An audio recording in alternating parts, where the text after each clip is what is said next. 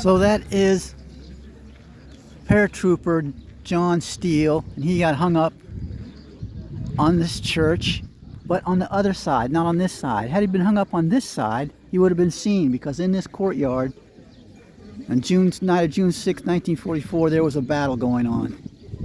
And the German officer who was in charge of the regiment here was right there in that building with the 3 chimneys on it. And he came out with his Luger and he was shooting at paratroopers who were falling down all around here. So Steele, who was over on the other side, was actually unconscious. He'd been hit by flak. Unlike Red Buttons in the movie, he had actually been hit by flak in the head and on the foot and was not conscious, hanging over there. Another paratrooper came down on this part of the roof and was hung up. And he was hung up on this like fleur-de-lis on the edge of the building. You see it's broken, and he was dangling there.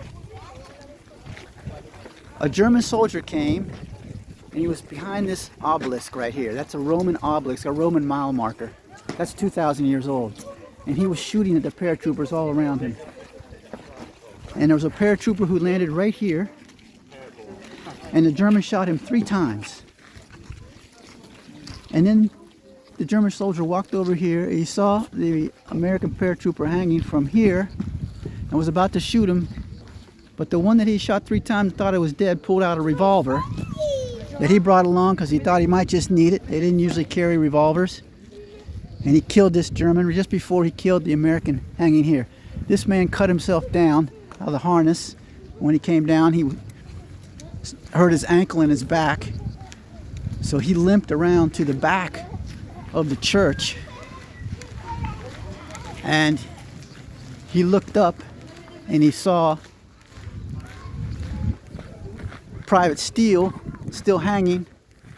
Private Steele's actually hanging from there. He yelled to him, but Steele didn't answer because he was unconscious. Meanwhile, there were 2 Germans in that church steeple where they had a radio communication center, and those 2 Germans took Steele prisoner.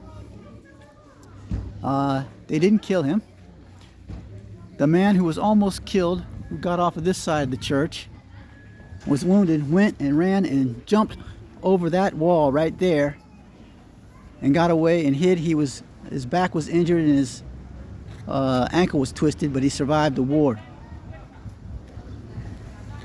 And right here at this pharmacy, there was a lady. She becomes very important as the troopers came in because she spoke English. There weren't a lot of people in Normandy that spoke English at that time. And she gave all her medicines and bandages and everything to American medics who came in here. The original men that landed here were mostly killed.